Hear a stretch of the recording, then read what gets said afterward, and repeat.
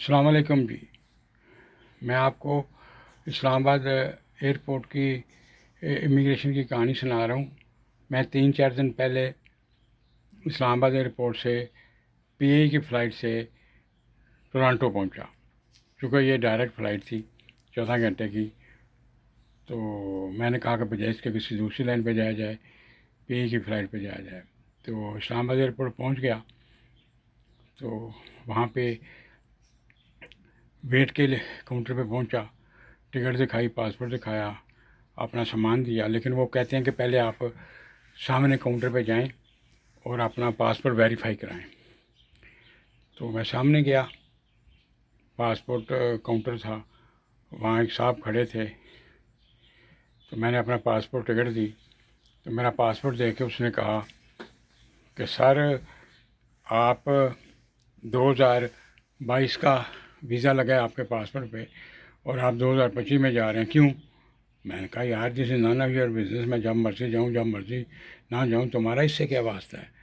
کہتے ہیں نہیں سر جی، آپ لوگ تو 15-20 دنوں کے بعد ہی چلے جاتے ہیں جب ویزا لگتا ہے کینیڈا کا، تو آپ نے اتنا عرصہ کیوں نہیں گئے؟ میں کہا پھر وہی بات یار، تمہارا اس سے کیا کنسرن ہے؟ میں والڈ ویزے پہ جا رہا ہوں، جب مرضی جاؤں میں۔ تو وہ تھوڑا سا چپ سا کر گیا، تو پھر اس نے میرے ٹکٹ پہ وہ سائن کر دی، کہتے ٹھیک ہے جائیں آپ۔ تو وزن کرا کے بورڈنگ کارڈ لے کے امیگریشن کاؤنٹر پہ پہنچا، تو امیگریشن کاؤنٹر کے 4-5 کاؤنٹر ہی چل رہے تھے، باقی سارے خالی تھے، کوئی بندہ نہیں تھا وہاں پہ۔ تو رش بھی بڑا تھا، کوئی دبئی فلائٹ جا رہی تھی، کوئی سعودی عربیہ، پتہ نہیں کدھر کدھر، تو 500-700 بندہ کھڑا تھا، بچے، بوڑھے، عورتیں، لیکن کوئی پرسان حال نہیں تھا۔ تو میں کھڑا ہو گیا، میں نے کہا دیکھا میں آپ کدھر جاؤں؟ تو مجھے سامنے ایک کاؤنٹر نظر آیا جو خالی تھا، اس پہ لکھا تھا سینئر سٹیزن۔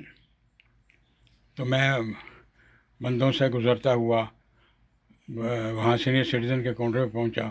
وہاں جب قریب پہنچا تو وہ بھی خالی تھا، اس پہ کوئی بندہ نہیں تھا، کوئی امیگریشن افسر نہیں تھا۔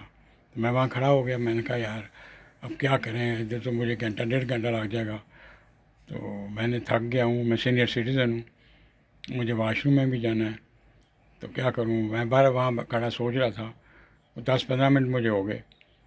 تو ایک ایف آئی اے کا بندہ وہاں سے گزر رہا تھا اسٹاف کا، اس کو میں نے السلام علیکم لی، میں نے کہا السلام علیکم سر، کہتے وعلیکم السلام۔ میں نے کہا جی میں آپ سے بات کرنا چاہ رہا ہوں، ہو سکتا ہے آپ میری رہنمائی کر سکیں یا نہیں، کہ میں امیگریشن کرانی ہے، تو یہاں سے کاؤنٹروں پہ بڑا رش ہے، باقی کاؤنٹر سارے خالی ہیں، اگر آپ میری ہیلپ کروا دیں۔ کہتے نہیں میں کچھ نہیں کر سکتا۔ تو وہ چلا گیا۔ تو اس کے ساتھ ہی ایک وائپر لے کے فرش صاف کر رہا تھا، کلینر تھا وہ میری بات تھوڑی سن رہا تھا۔ اس نے بولا سر کیا مسئلہ ہے آپ کا؟ میں نے کہا یار مجھے واش روم میں بھی جانا ہے اور تھک گیا ہوں، تو امیگریشن کے لیے میں نے اس کو ریکویسٹ کی تھی کہ میرا پاسپورٹ چیک کروا دیں، امیگریشن کروا دیں، تاکہ میں آگے جا کے بیٹھ جاؤں ڈپارچر لانج میں۔ تو یہ مجھے کلینر کہتا ہے جس کے ہاتھ میں وائپر تھا کہ آئیں میرے ساتھ، میں کرا دیتا ہوں۔ وہ ساتھ والی کاؤنٹر پہ گیا، کہتا ہے جی یہ ان کی امیگریشن کر دیں۔ اس افسر نے مجھے دیکھا بھی نہیں، میرا پاسپورٹ لیا، ٹکٹ لیا، بورڈنگ کارڈ لیا، تو وہاں 1-2 سیکنڈ لگا، تو اس نے میرا کلیئر کر دیا۔ تو میں پھر آ کے ڈپارچر لانج میں بیٹھ گیا، تو واش روم میں گیا، جو بھی کیا، لیکن مجھے بہت افسوس ہوا کہ ایک تو امیگریشن کے کاؤنٹر جو ہیں وہ سارے زیادہ خالی پڑے ہیں، 2-4 ہی چل رہے تھے، اتنا رش تھا، اور جناب میری کسی نے ہیلپ نہیں کی، بجائے اس کے کہ وہ ایف آئی اے والا کہتا ہے کہ چلیں جی میں کسی کو کہہ دیتا ہوں، میں ایک معتبر آدمی ہوں، سینئر سٹیزن ہوں۔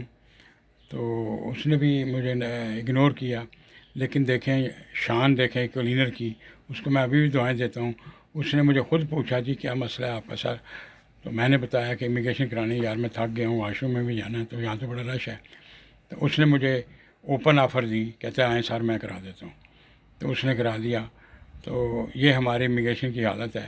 اسلام آباد ایئرپورٹ ہے، کیپٹل ہے، اور کیپٹل ایئرپورٹ سب سے بڑا ایئرپورٹ ہے پاکستان کا، اس پہ کاؤنٹر خالی پڑے ہیں اور 3-4 کاؤنٹر چل رہے ہیں، اور ہمارے جیسے سینئر سٹیزن کا کاؤنٹر بھی بنا ہوا ہے، تو اس پہ کوئی رسائی نہیں ہے۔ تو مجھے بہت افسوس ہوا. میں نے کہا یہ بتا دیا جائے آپ کو، شاید کوئی اس پہ ایکشن لینے والا ہو بندہ. تو یہی ہو سکتا ہے کہ سارے کاؤنٹر چالو ہوں تاکہ کسی کو تکلیف نہ ہو. جو اسلام آباد سے آئیں، کسی ملک میں بھی جائیں، وہ خوشی سے اپنے ملک میں ان کی رسائی ہو تاکہ وہ دوسرے ملکوں میں جا کے اپنے ملک کی مثال دے سکیں. لیکن ایسا نہیں ہے. تو میں نے کہا یہ آپ کے گوش گزار کی جائے، شاید کسی کا فائدہ ہو جائے یا کسی کو میری بہتری ہو جائے اس میں. اللہ حافظ. السلام علیکم.